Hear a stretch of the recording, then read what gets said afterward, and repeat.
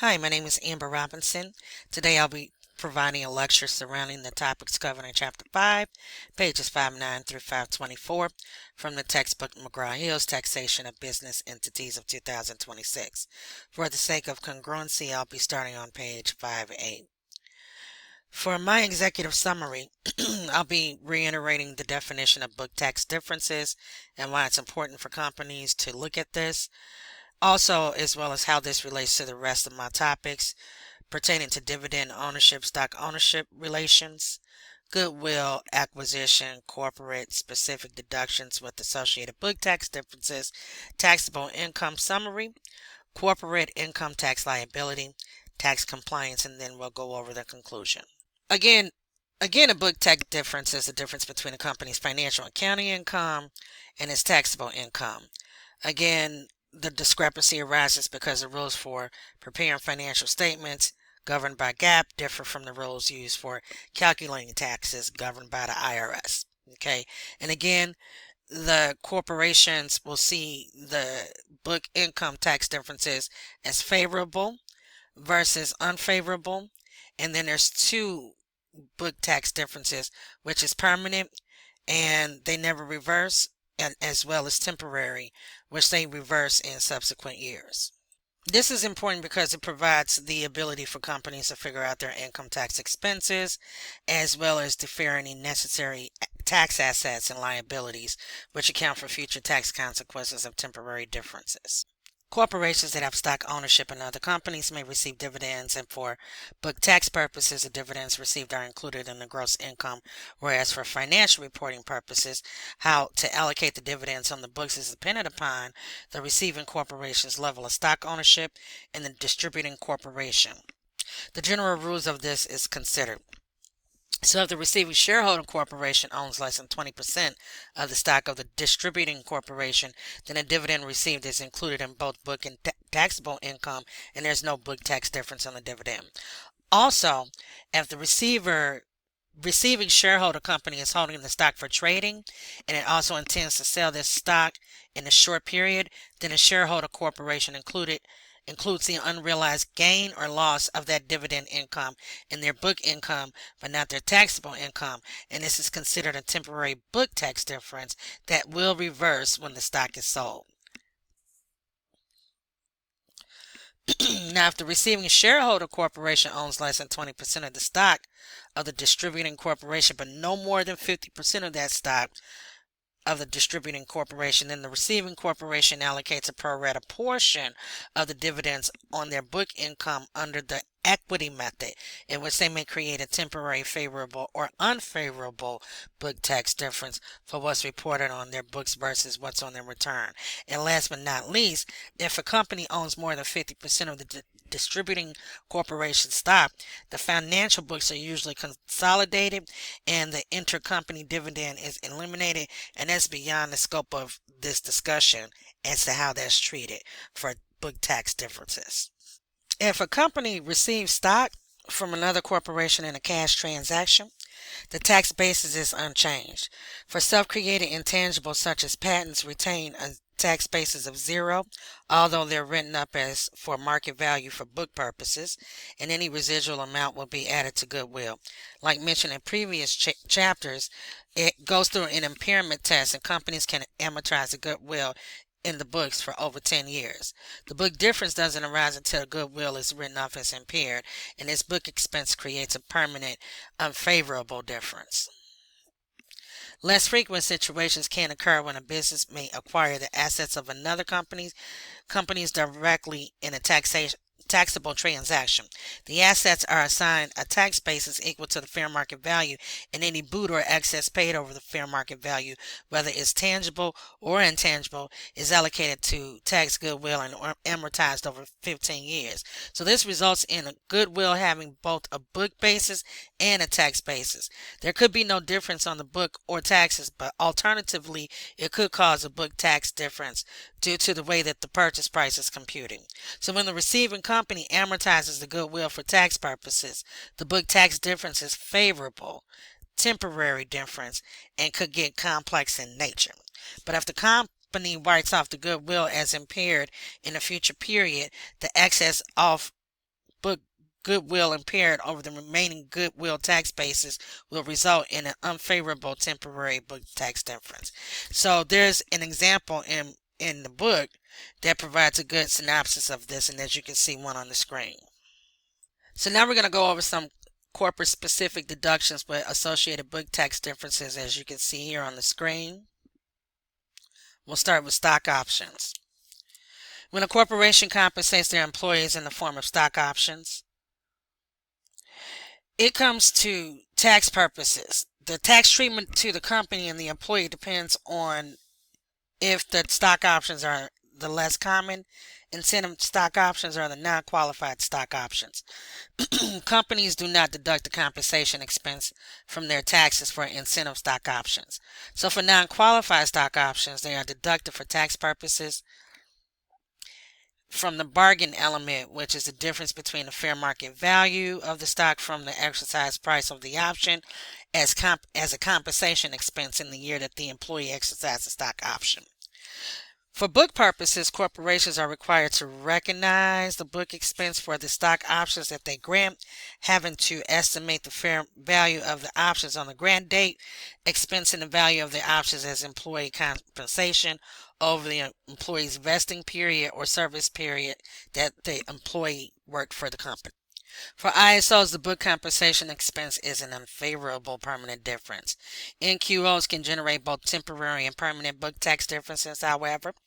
So the unfavorable book tax differences related to the NQOs equal the value of the options vested during the year that the options are not exercised. The temporary unfavorable book tax difference reverses in the year that the employee exercises the option. Also, for NQOs, the tax deduction will differ from the compensation expense deducted for book purposes. If the tax deduction exceeds the compensation deduction on the books, the corporation recognizes the favorable permanent book tax deduction in the amount of the excess. Now, if the total book expense exceeds the tax deduction, then the company recognizes a permanent unfavorable book tax difference. As it relates to financial reporting purposes, if a corporation deducts net capital losses in the year that they are incurred, then it results in an unfavorable book tax difference and favorable book tax difference if the year that they use net capital loss carrybacks or carryovers to offset the net capital gains. The book doesn't mention whether these differences are temporary or permanent, but I would figure that they would be temporary. For companies that are consistently profitable for tax purposes, the tax laws allow that they report deductions in excess of gross income in a particular year to carry over the excess deductions to reduce taxable income and taxes payable in years where gross income exceeds deductions. Referred to as net operating loss, they may be carried forward to deduct against positive future income for years to come. Now, operating losses can only be deducted for the current year and not for multiple years. Now, if you have multiple, then they use the first in, first out order for deduction. Net operating losses can be carried back to previous years as well. For financial reporting, corporations report losses in the year that they occur. This results in an unfavorable temporary book tax difference in the year they generate. Corporations do not deduct net operating loss carryovers in their book income, so they end up reporting favorable temporary book tax difference in the year that they deduct the NOL carryovers for tax purposes. NOL carryovers are reported on line 12 of the IRS Schedule K form of Form 1120. Corporations are allowed to deduct charitable contributions to qualified charitable organizations. The limitation and timing rules differ for corporations regarding income-based deductions, allowing for them to deduct the monetary contributions, the fair market value of capital gains property they donate, and the adjusted basis of ordinary income property. For book purposes, corporations can deduct charitable contributions in the year before they pay the contribution within 3.5 months of their tax year, or 2.5 months if their end of fiscal year is June 30th, and if their board of directors approve the payment. A corporation's tax deduction is limited to 10% of their charitable contribution limit, modified taxable income, which is defined as taxable income before deducting any charitable contributions. The dividends received deduction capital loss carrybacks. NOL carryovers are deducted to find out the charitable contribution limit modified taxable income, but the net capital loss carryovers are not deductible due to them being unknown when figuring out the limitation. So there are more rules that apply in determining this deduction. Please see example 512 in the book for further explanation about this. Companies that receive dividends have those dividends included in taxable income at 21%. For taxpayer purposes, they can take a dividend received deduction, which reduces the tax paid on those dividends. This helps corporations reduce the third level of taxation that they face, and sometimes there are more levels involved. Woo. Especially if there is a need to distribute their earnings as dividends to their own shareholders. The DRD reduces the second level of taxation. This is done by multiplying the dividend amount by 50, 60, or 100%. The multiplier is dependent on the level of stock ownership by the recipient corporation, which must be a domestic corporation. This deduction is limited to the product of the dividends received deduction percentage. In a corporation, modified taxable income is the dividend receiving corporate taxable income before deduction, DRD, NOL deduction, and net capital loss carrybacks. Please look at example 517 for further explanation in the book. The limitation doesn't apply if after deducting the full dividends received, deduction results in a current year net operating loss and the corporation is allowed dividends received deduction regardless of the modified taxable income limitation. Corporations will probably use a template in their software systems that allow for them to reconcile their book and taxable income. The book shows a template using Exhibit 5.8, which doesn't allow for an accounting format, but is organized in a manner in which it would be easy to garner the taxable income computation, putting the deductions in the sequence that they are deducted for tax purposes. As mentioned previously, corporations use a flat 21% tax rate to compute their pre-credit federal income tax liability to their taxable income.